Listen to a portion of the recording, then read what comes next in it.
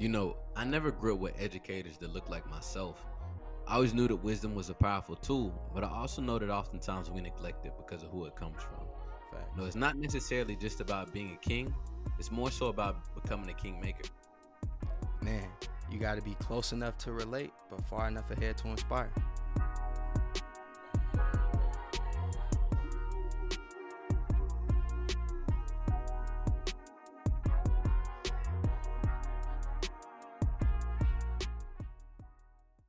What's going on, beautiful people? This is the Let's Grow Together podcast, where diverse individuals and communities come to serve, connect, and grow in the areas that they're most passionate about. As always, it's your boy James, joined with my brother Marcus. Tap in, brother. How you doing today? What's going on, family? Always a pleasure to be back. Yes, What sir. we doing? What we doing, man? Prepping for Disneyland with baby girl, man. So we Yeah, about to go be a kid. We about to leverage do not disturb, and we about to tap in before we tap back in. You feel yeah, me? yeah. So, That's solid, man. What prompted the trip to Disneyland? really, baby girl just loves Disneyland, and I know that school about to come around, and all of us gonna have our head down, just get into it. So I think it's necessary, man. And again, my baby girl deserve it. So just working to be more present. Like I said, put the phone down and be family man at that Yeah. moment, and every bit of it. So yeah, Yeah, I resonate with that. Right before we recorded, I'm like, man, I got to put my phone on do not disturb because that joint gonna keep going off.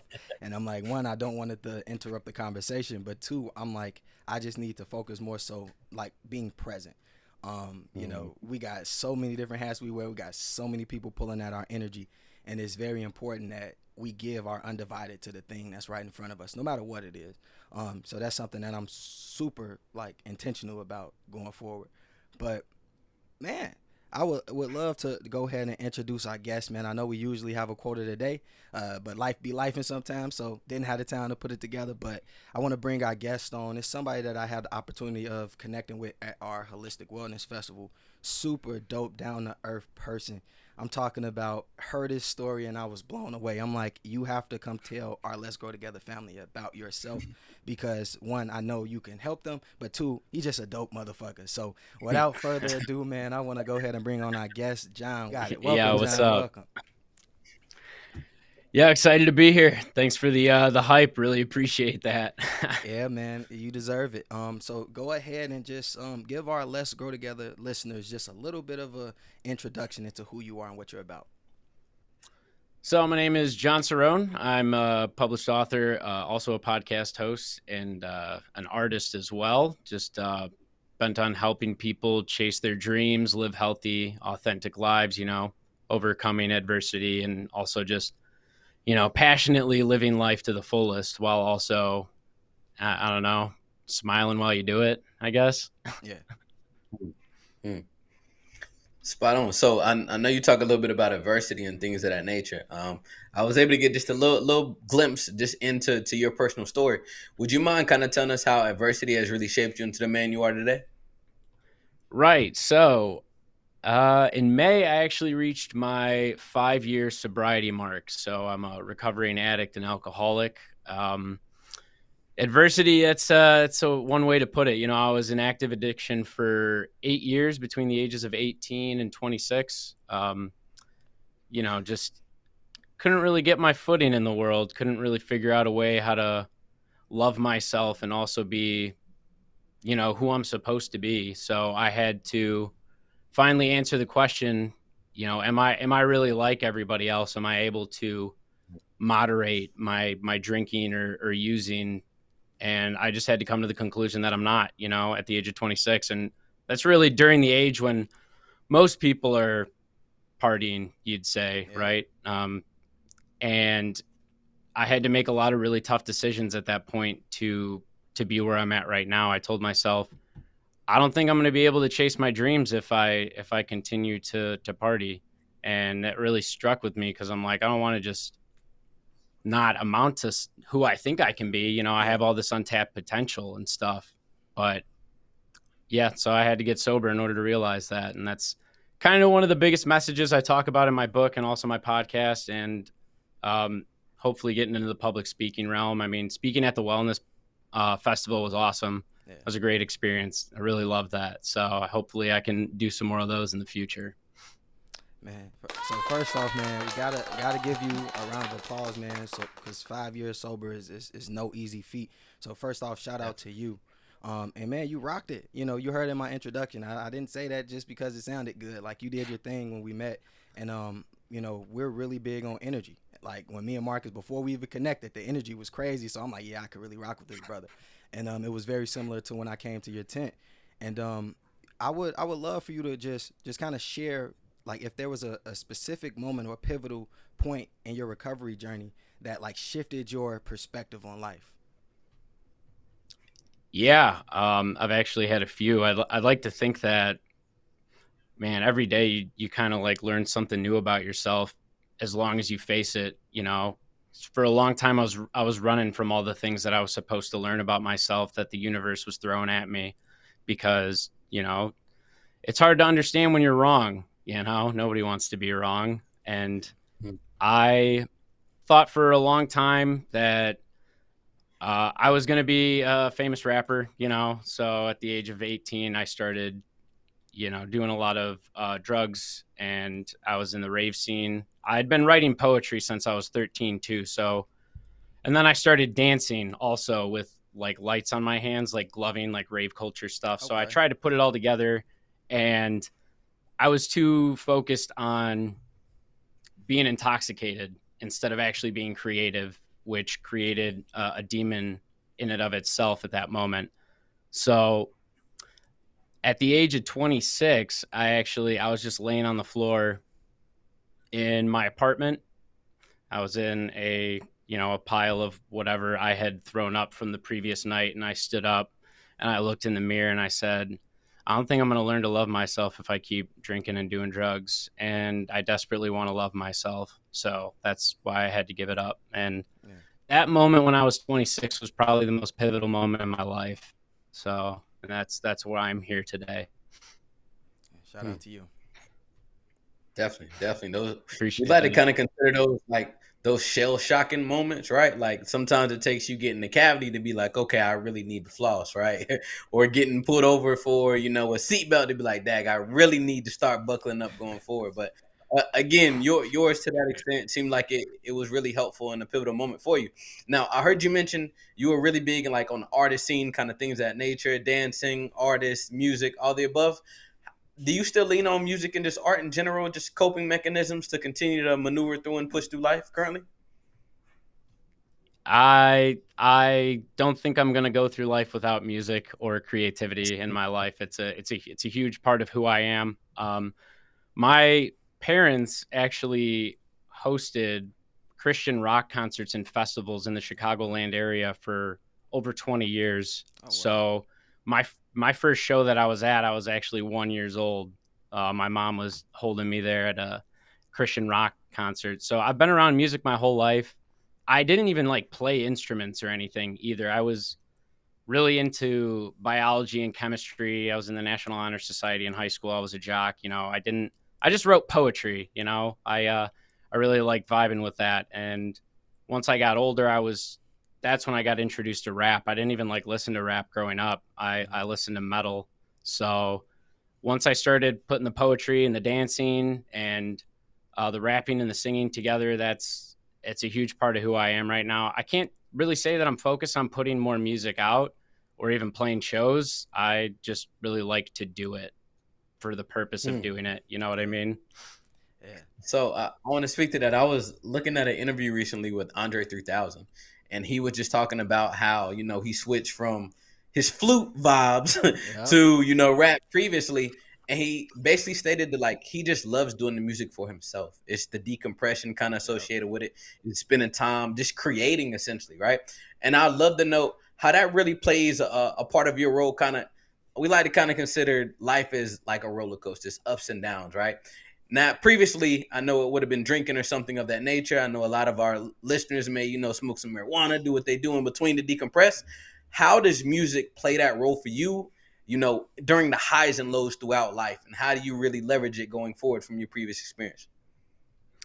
So it's interesting that you say that, because for a long time, the first few years of my sobriety, so I was big in the rave scene. Like, I started listening to electronic music when I was selling drugs and going to raves and stuff like that. For the first few years of my sobriety, I couldn't go to those types of shows, Yeah. obviously for good reasons, right? I had to work my way into being comfortable with that. So now I am able to go and see live electronic music. And, everybody's got happy and sad playlists. I got playlists that I play whenever I'd like to freestyle. I got playlists that I play when I'm at the gym. Yeah. I got playlists that I play when I'm just chilling at home. Like, if I'm not trying to focus on something like work related, there's always music. It's mostly lo-fi that's playing. I don't know why, but it's really easy to write poetry to lo-fi or to even think and read to lo-fi. So it's yeah, like I said, I'm not gonna exist on this planet without music in my life in some way, shape, or form. That's solid. Man, we just had we are currently in the process of having a holistic mentorship internship with some youth, and one of the days we focused on music, and one of the key things they talked about was like expression. Like sometimes as people we don't have the words to express what it is that we're going through or we're dealing with. So sometimes listening to music is an avenue to express that. Like I remember literally having little girlfriends, like, and I couldn't be like, man, I like you. I feel it. You know what I'm saying? I'll be like, man, go listen to this song, and they'll come back and we'll be together, and it worked, right? And so, like music, like I feel you, John. Like music plays such a vital role in my life. Like you said, I got different playlists for different things, but I think at a baseline, like music, just like sports, is like it's a universal language. I think like people can really connect and bond through that experience. But I want to ask you because I know you mentioned that you make music. Is there a specific piece of music that you've ever created, whether it's song or poetry, that really sticks out to you, or like maybe that's your favorite, or that just holds like some significance in your life? Yeah, absolutely. So I published 4 songs. I produced 4 rap and hip hop songs, and it took me a while to do that because even during active addiction, I was always saying like, oh, I'm gonna be this rapper and stuff. And I was kind of like a hermit. I lived under a rock, but I was too busy getting fucked up and stuff. So I never actually put out the music that I Mm-hmm. said I was going to. And then 2 years into my sobriety, after I had graduated from college with my degree in philosophy, I finally put out those songs. So the one song is called Nostalgia. That I actually made the beat like 3 or 4 years prior, and I just Okay. spit to that beat in my car for like 4 years straight until I finally just had the guts to record it. Yeah. And that's definitely my favorite piece of music that I've created. My favorite poem that I've written is actually the one in the back of my book, Parables. Okay.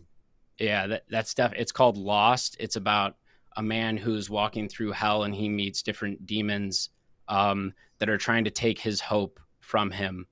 And at the end of it, he gets his hope back just from also speaking to the demons and the person who's ruling the place, which would be hell or the devil, and then coming to terms with never giving up on your hope. And the character gets transported back to this world that we're in right now, essentially, with a newfound love for life. So that's definitely like my favorite thing I've ever written. That's dope. Mm, That's dope. mm. Nah, I could tell it definitely has a lot of sentiment to it. Now, my question would be, I know you're really big in just the music artistic component, but you also wrote a book, right? I'd love to hear a little bit more about the book, kind of the concept behind it, and maybe one specific piece, because I'm assuming you were doing a lot of reflecting throughout creating the book, right? I wonder, was there a certain moment, maybe a certain chapter you were writing to that just took you back to a scene, and what was maybe a very pivotal moment for you upon reflecting throughout your journey as well?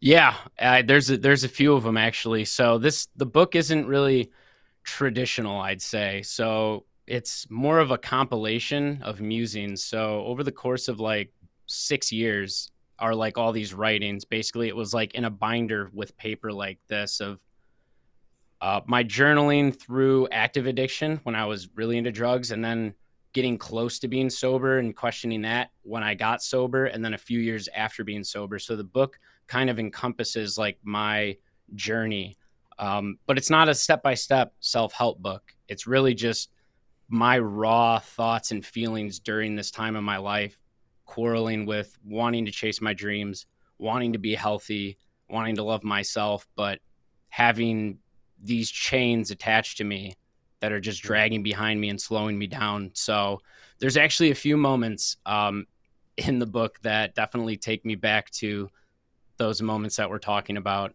I mean, I do have the book here. I don't know. Did you want me to like Oh, find it's all something and good. read it, I or? got I got the book in front of me too, man. Yeah, yeah. Tell me, tell Oh me, yeah. tell me about One Piece. And I don't necessarily want to do like a spoiler alert or anything, but I'm interested just to give a little bit of content so they can see just the rawness, the authenticity behind the book, right? That could really inspire somebody. Oh, well, honestly, like one of my favorite pieces is probably the darkest piece in that book. So right before the third chapter, the second chapter is called Discomfort. Right before the third chapter, I wrote something that, was probably at the peak of my feeling down, and it actually kind of rhymes too. A lot of my philosophy actually has like little rhymes in between it as Yeah, well. yeah. Um, yeah, I don't really know how to explain it. I actually think I wrote it. I was actually sober, but I think I had relapsed on, what did I relapse on? I relapsed on nicotine and pornography at the time. So very, kind of vulnerable moment for me right now. I'm 5 years sober from drugs and alcohol, but as a man in the 21st century, pornography is big, caffeine is really big, video games and all these things. And I had like a few years without nicotine, and then I had like 9 months without pornography. And something in my life happened that I unfortunately caved in that moment, because that's life. I'm not perfect, right? And I wrote a really dark piece about how ashamed I was. And that's Mm. kind of how the second chapter ends. It's pretty visceral and raw. So Got you. So that, cause man, I love the rawness in the book because I haven't completed it, but I've read through some of the chapters, and it's definitely not a self help book. So it makes me question like why would someone want to be this raw and this vulnerable in the book? Like, John, tell me like what?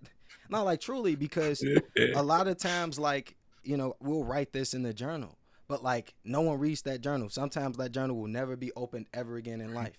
So I'm just interested, just kind of getting in the mind of the creative that you are. Like, what inspired you to say, all right, it's time for me to put these journals, these writings, these musings, as you call them, out? Like, what inspired you to put that out?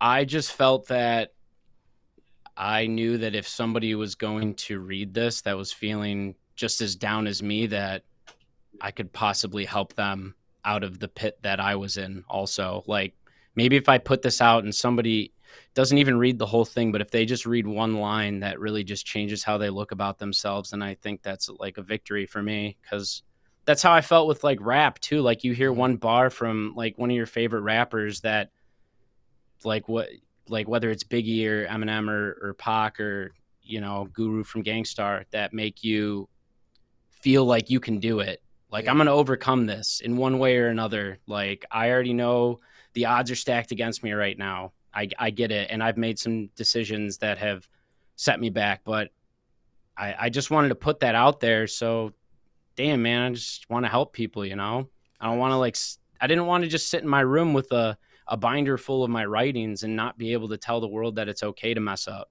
Yeah, So that's why I put it together. I love that. Mm. I love that. Sometimes it takes us just being overly raw, right, to be able to be that. I don't even want to say that target, but like to an extent, it's the target, right? When you put yourself out there to that extent to be bashed, it's like it could be worse, right? It's But one, it could be worse, but at the same time, it's like yeah, I'm not alone. You yeah. know what I'm saying, right? But real And I quick, think that's the Marcus, biggest.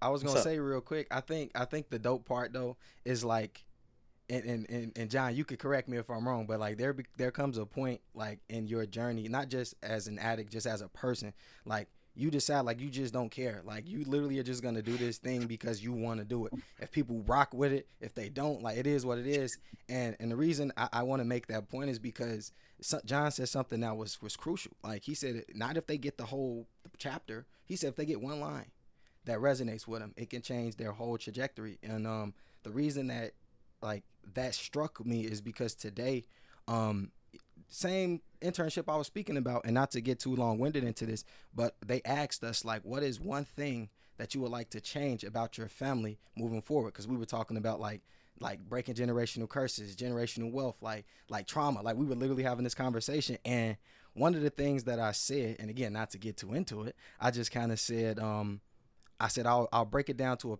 a sentence. I said that you are not a product of your circumstance. You are a product of your thinking, right? Or you're a product of your belief. I'm like, I just tried to break it down to that because I didn't want to get into it. And Cody texted me. He was like, "Nah, tell your story, tell your story." And I was like, I'm like, man, I don't know, because one thing that we try to do is we always try to end a session on a high note. You know what I mean? And it was like 10 minutes left. I was like, I don't want to get into this and I leave people going out like feeling bad. But it was an inspiring story. But what I did was I didn't give him the full story. I gave him a Cliff Note version. And in that Cliff Note version, which I felt I rushed, didn't give any value, there was a student that passed on every round. Passed on every round, because you know how it go, Marcus. You get the opportunity to pass or talk. We passed it around. Mm-hmm. He passed on every round. But when I said that you are not a product of your circumstance, you are a product of your thinking and your belief, and then articulated how I moved through certain stuff, he said, "Can I please talk to you after this?" And I was like, Mm-hmm. in my head, I was like, I had no clue that this was gonna connect with him. But I'm like, bro, I'm so glad that it did. And so after that, of course, I was rapping with him and found out, a little bit more about him. And I'm like, it makes perfect sense. So, I just wanted to add that nugget, because I think as people, sometimes we don't express what is in us because we are afraid of people judging us. But think about what we're robbing the world of. You know what I mean? Like, you can literally help somebody, and you don't know like how you can help because you didn't put it out. So I think that's kind of what the thought process is. But two, it's just like vulnerability is strength, man. Like the be raw and vulnerable and out there. Like people that if people hate on that, that's a problem with them. Yeah, That's valid. I was. No, you can go. You got something to say? Now talk to me, John.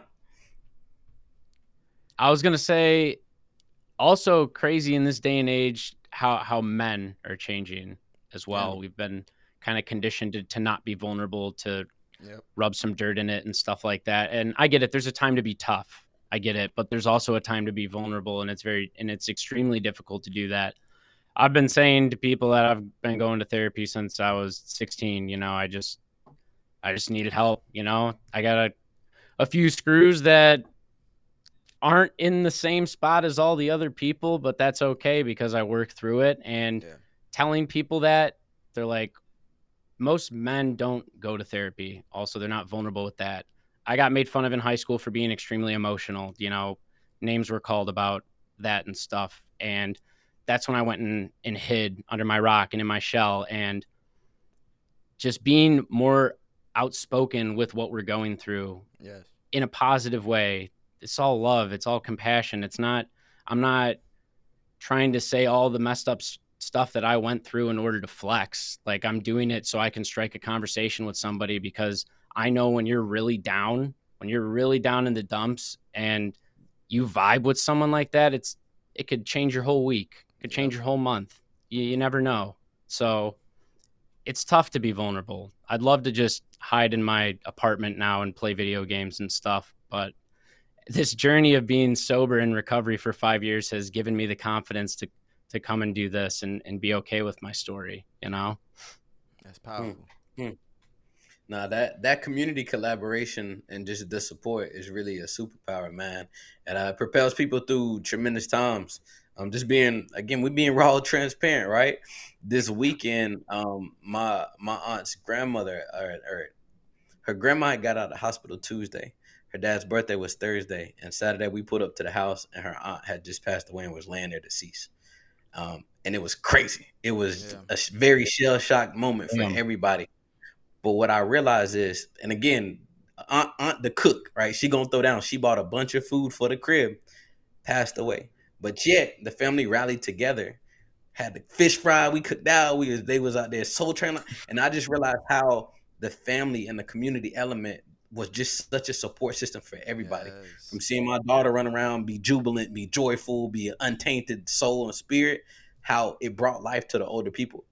Her grandmother recently had a stroke and wasn't all that talkative, but when her sisters came in town, she was saying full sentences and everything, Yeah. and it was almost like mind blowing to everybody to see. But again, that just speaks to community, right? That just speaks to camaraderie, being able to have that support system, people who can meet you where you are, see you eye to eye, and talk through it. And again, that's kind of what Let's Grow Together is all together.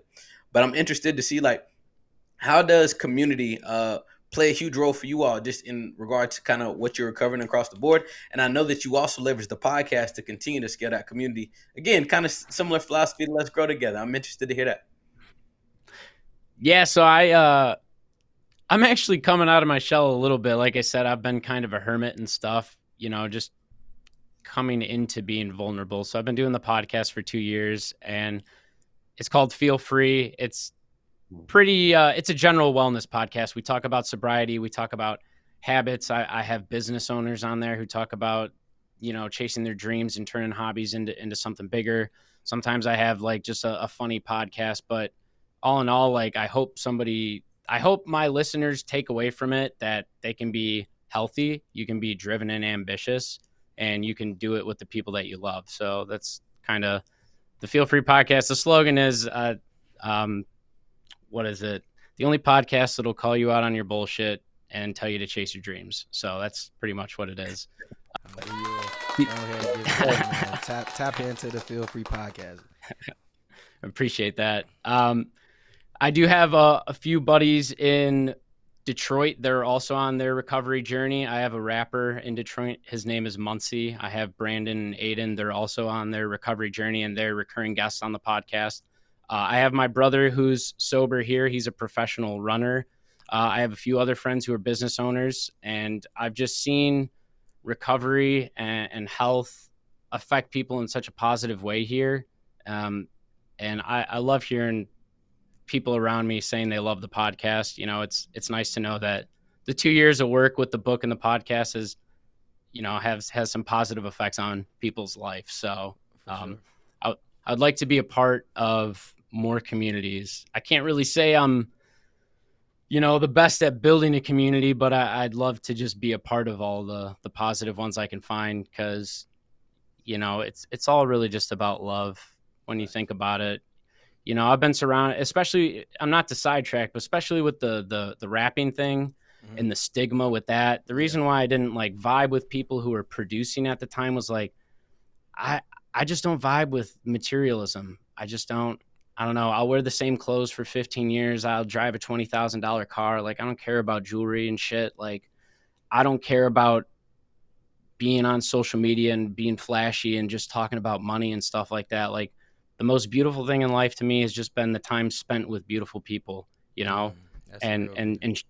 and sharing that love. So I'm just trying to focus more on that, which is why I'm actually taking a step back from the podcast a little bit. I'm just trying to focus on my relationships with family and friends right now, and the relationship with myself, so it's all worth it. Right.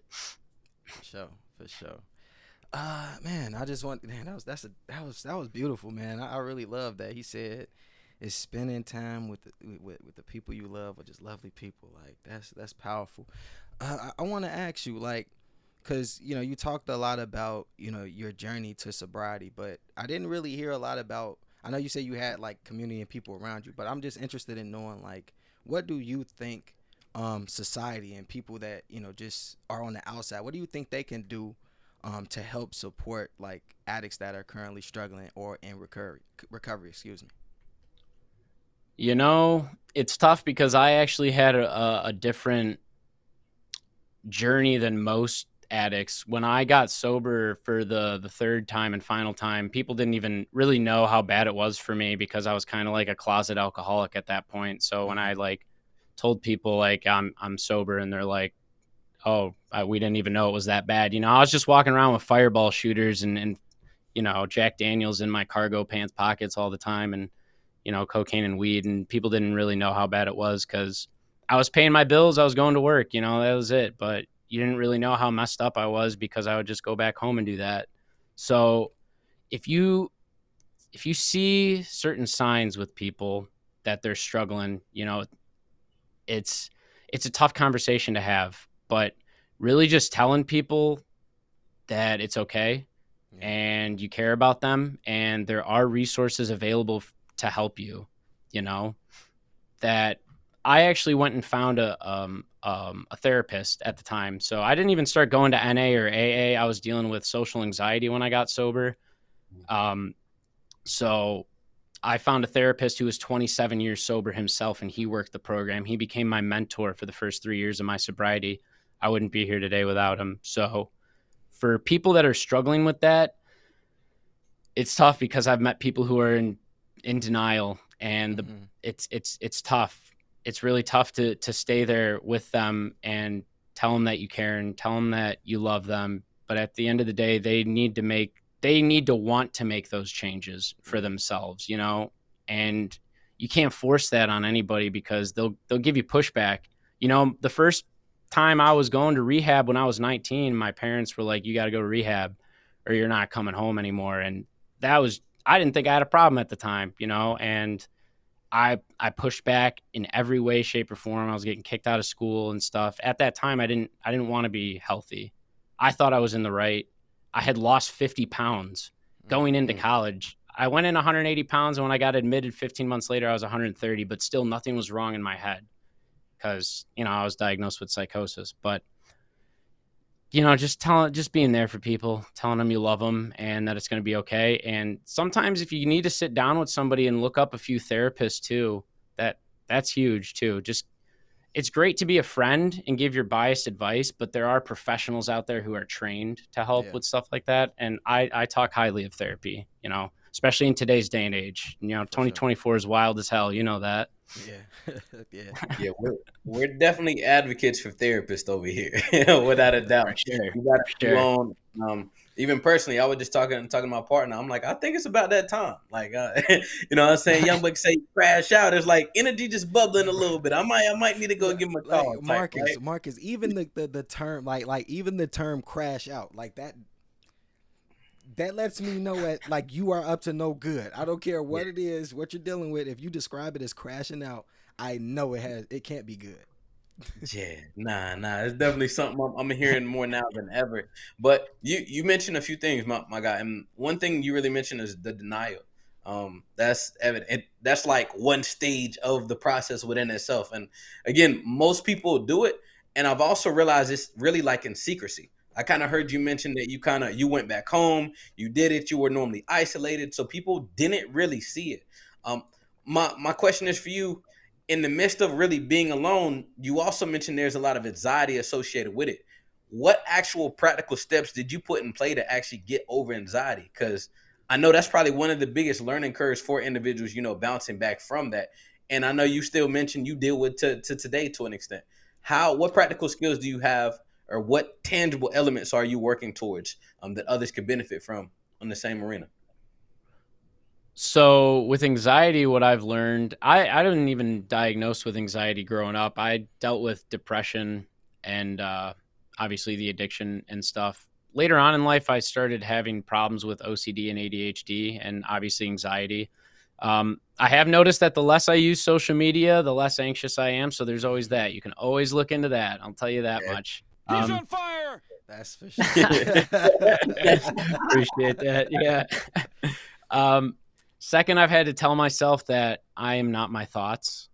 You know, I don't, Mm. you know, like I think J. Cole actually said it in an interview that 98% of the thoughts that you're having aren't really yours, you know, and you might be on like a cup of coffee or maybe no caffeine at all, but your mind is racing, you know, and you have anxiety, you're worried about future events that haven't even happened. Like you're worrying about something that could possibly happen next week and then it doesn't. So you just wasted a bunch of emotional energy right now freaking out for no reason, you know? So there's actually a book called The Untethered Soul that I read. I read a lot of it and kind of thinking of myself as the observer.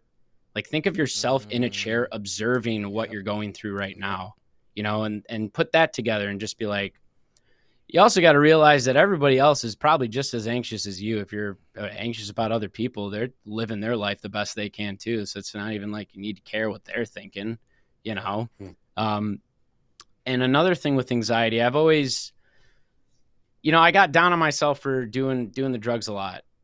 and because I felt that I was wasting my time.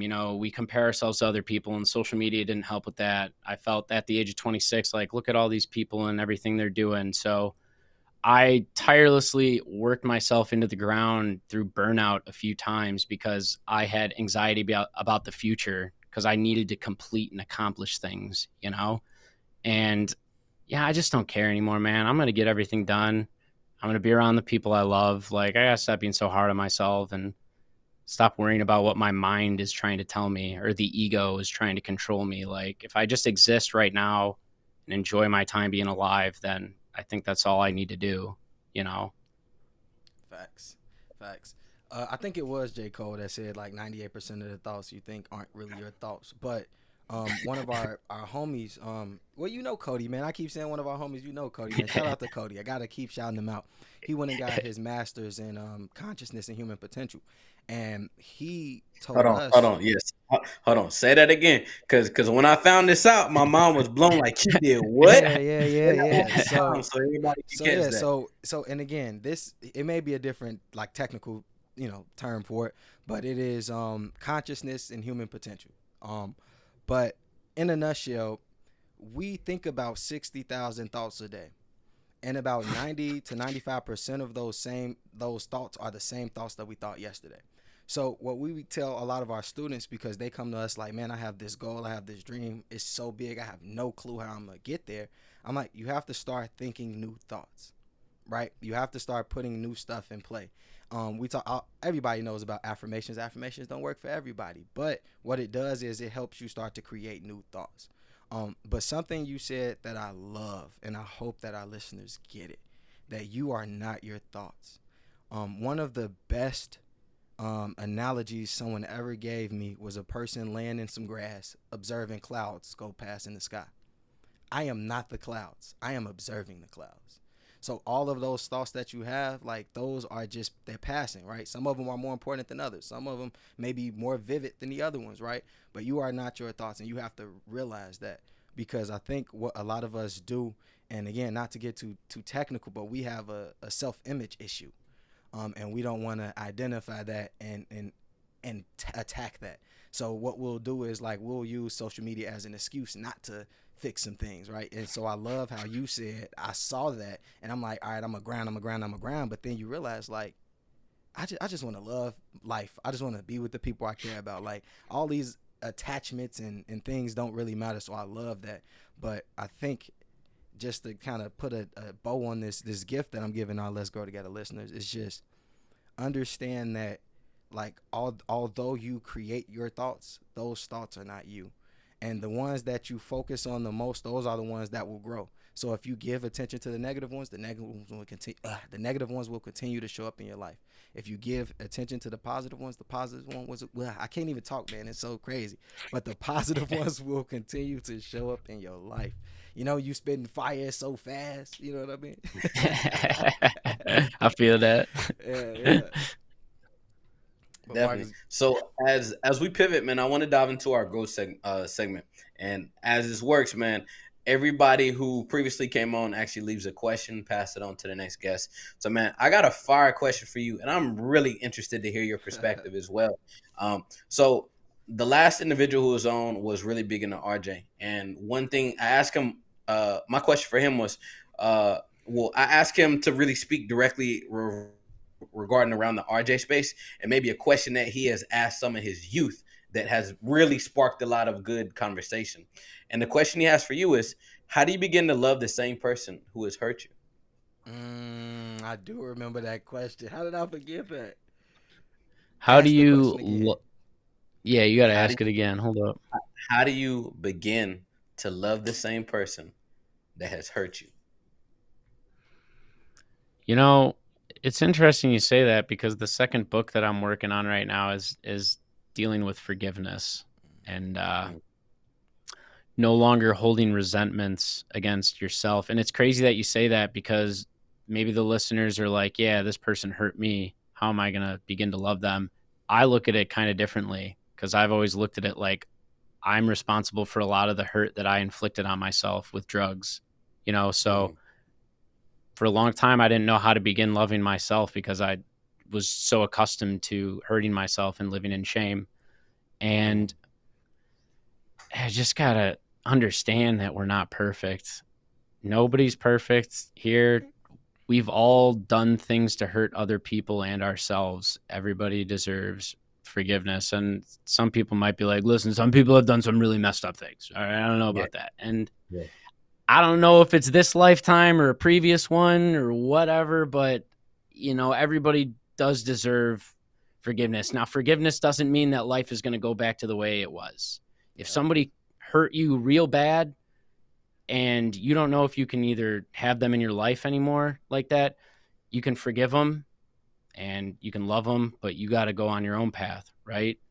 If you just keep harboring that resentment, you're never going to move forward. You're literally going to have chains like attached to your wrist and your ankles with like a ball and chain back there of all these emotions that you don't need to be carrying around, because you just got to forgive people. You got to forgive yourself, Like, shit, man, the world needs more love. Come on. Facts. That's real good, man. Forgiveness is for me anyway. You know what I mean? Like, it's not for that person, even though they wronged me. It's for me. It's up to me to forgive that person, because like you said, I'm carrying all of the hate, the resentment, the pain, right? Mm-hmm. So I appreciate that. But, man, Jon, we truly, truly, truly appreciate you stopping by the Let's Grow Together podcast and blessing our listeners. Where can the beautiful people tap in with you if they want to, listen to the podcast, if they want to, shoot you a message? Maybe they love the vibe and they want to, maybe rap or something. I know you say you're not spending a lot of music time in that, but like, where can the people tap in with you and connect if they want to? So you can mostly find me on Instagram with the handle at Jon Cerone. Also on Facebook there too. If you search the Feel Free podcast, you're going to see me come up on Buzzsprout, which is the thing that hosts all the podcasts. But I'm on Spotify, Google, Apple Podcasts, and all that stuff. You can even look up Jon Cerone on YouTube. I do have my episodes and a few other videos up there as well. But if you want to hit me up, DM me, definitely shoot me something on Instagram at Jon Cerone for sure. Appreciate you. Let's Grow Together family. As always, you can find us at Let's Grow Together Pod everywhere. You can find the Let's Grow Together Pod everywhere you stream your podcast plus YouTube. You can find myself, JTurner0121. You can find my co-host at Mastermind_Marcus, as well as his foundation at Roots Mentoring. We truly, truly, truly appreciate y'all tapping in with us. As always, it has been a pleasure. Until next time, family, peace out. All right. Trying to find me a balance in life. Why I'm still trying to gamble with life. Wanna be great, it gotta come with a price. Gotta watch what you ask for. I strive for these moments in life. I'm still learning and giving advice. I try carrying the weight of the world. See, I saw when I was losing myself. I had to catch my breath. Nobody got you like you got yourself. So it's important for you to know who you are. Cause in the dark you gotta fight with your heart. Even if your heart broken apart. But they still gon' judge me. So tell me how that's been here for me. I had to see that everybody didn't love me. Like everybody ain't for me. I took chances just to see for myself. Cause for the longest I've been hurting myself. Trying to blame someone else. I stand on it, don't regret what I did. Cause I can live that my intentions were real. My heart just needed to heal. Gotta get back to loving myself and trusting myself and better my health. Nobody loves you like you loving yourself. You gotta know who you are. Gotta get back to loving myself and trusting myself and better my health. Nobody loves you like you loving yourself. And be y'all.